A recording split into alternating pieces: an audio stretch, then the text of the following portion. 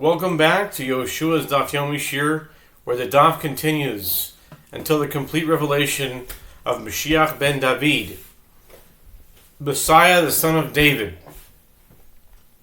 May it be today, even right now. And we are on Daf 62 of Chullin, Tractate Chullin, page Samech Beis of Aleph, side A, with the words Haya Baki Bahen Ubishmo Sehen. Haya Baki Bahen Ubishmo Sehen, Oy Veba V'Simanecha Toir, Elohe Baki Bahen Ubishmo Sehen, V'Simanecha Tameh, V'Shnei Simanim Toir, V'Hu Shiake Oirev. If one is familiar with the non-kosher birds and their names, any bird that comes before him with only one sign is kosher, since he can be sure that it is not the Paras or the Ozniah which have only one sign. If he is not familiar with them and their names, any bird that he finds with one sign is non-kosher, since it may be the Paras or the Ozniah. But if he finds a bird with exactly two signs, it is kosher. Excuse me for a moment. It is kosher,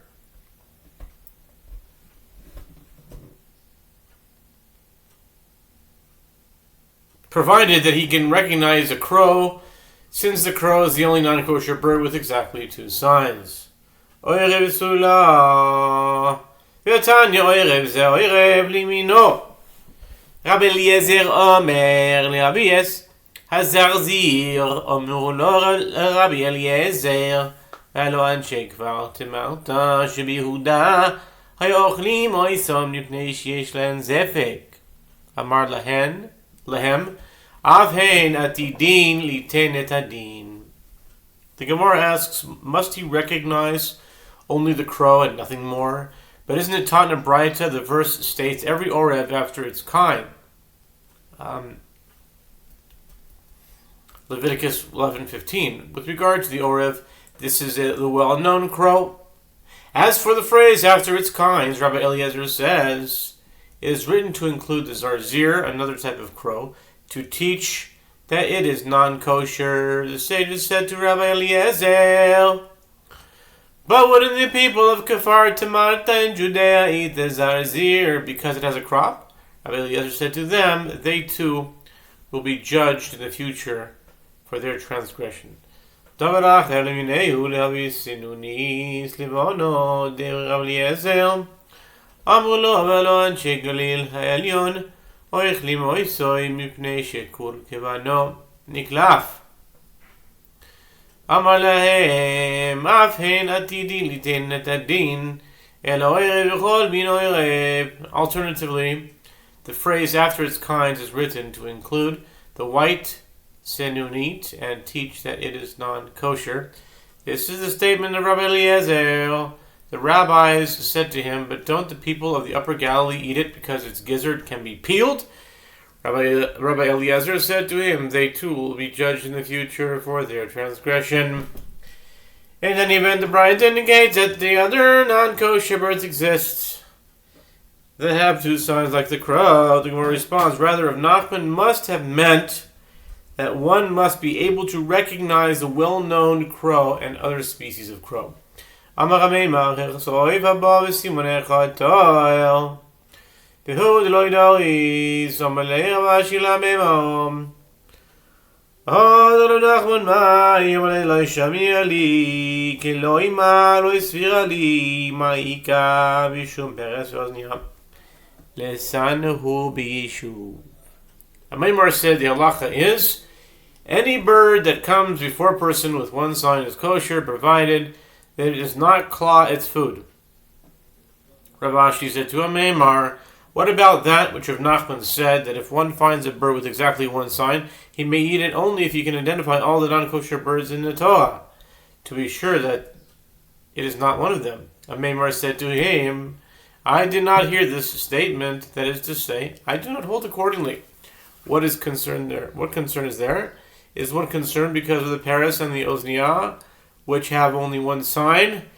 They are not found in settled areas, and one need not be concerned about them. Amar Rav Yehuda of Hamisaret kosher l'tachas mitzoiro v'zu hi sinunis levono shenechleku bar Rabbi Eliezer v'chachomim.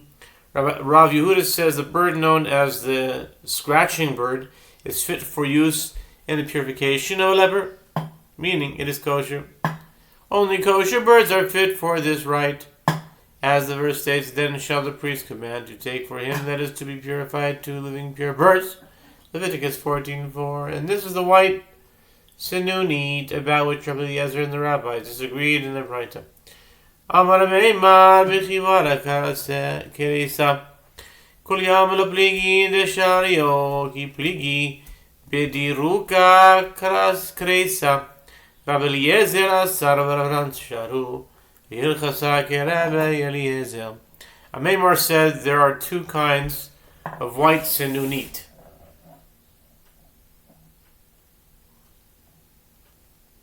Right? White sinunit. With a white belly, everyone agrees that it is permitted for consumption. They disagree with when discussing the kind with a yellow belly. Rabbi Eliezer prohibits it and the rabbis permit it, and the halacha is in accordance with the opinion of Rabbi Eliezer. Marzutra masni hachi b'diruka karase kuli alma lo pligi da sirki paligi b'dichemara karase Rabbi Eliezer asa v'ravaran sharu. Marzutra teaches the statement of a Meimar in this manner with regards to the sinunit with a yellow belly. Everyone agrees that it's prohibited. They disagree with him when discussing the kind of white belly, with the kind with the white belly. Rabbi Eliezer deems it prohibited, and the rabbis deem it permitted. And the halacha is in accordance with the opinions of the rabbis who deem it permitted. Ze hi sinunis levono aval man de oma bediruka pligi mai zu hi sinunis levono de poke de bote de ukamti. The Gemara asks, granted, according to one who says that they disagree with regards to the kind with white belly, this explanation is consistent with that which Rabbi Yehuda teaches. This is the white sinunit about which Rabbi Eliezer and the rabbis disagree. But according to the one who says they disagree with regards to the kind with the yellow belly, what is the meaning of the phrase, this is the white sinunit? The Gemara responds, the phrase white sinunit is used only to exclude the house sinunit, which is black. Amar Rechava. Interesting, I haven't seen this in a while. Or ever, maybe. Amar Rechava, Amar Rabbi Yehuda, Tasil pasul mishum toirein v'chosher mishum b'nei yoina Tiatzitzi v'toirein shel Rechava ksherein mishum toirein v'psulin mishum b'nei yoina Mosif Rav Daniel bar Katina kol ofos. Rechava says that, and 2 interesting Amoraim that we don't hear very often.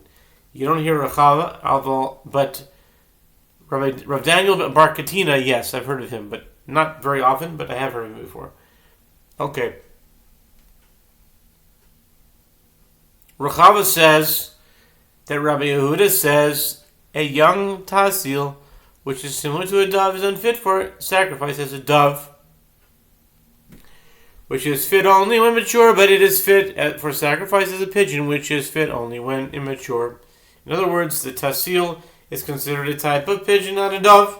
Immature, that's tasifi, bird, and mature doves of Rechava are fit as doves, but are unfit as pigeons, since they are types of doves. And now we're starting a new idea. So, you know what? Let's continue on to the next daf, okay? Rav Daniel bar Katina, Maser Daniel bar Katina, koloi fois, continuing to 62b now. Poislin, b'mei chatos, chutz min hayona, mipnei shmosetzes. V'im yisanisnei chutz mi yoina v'sasil. Amar zera zemotzetz v'meki, v'zemotzes v'meki. Okay.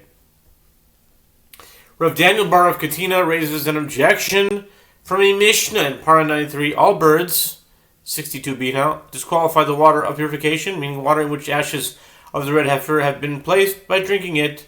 Drinking from it, the water that enters the bird's mouth is disqualified, and some of it drips back into the container, disqualifying the rest. This applies to all birds except for the pigeon because it sips the water from the container and none falls back into its mouth. But if it is so that the tassil is a type of pigeon, let the Mishnah teach except for the pigeon and the tassil. Zera said, although the tassil is a type of pigeon and sips the water as well, this tassil sips the water and spits part of it back.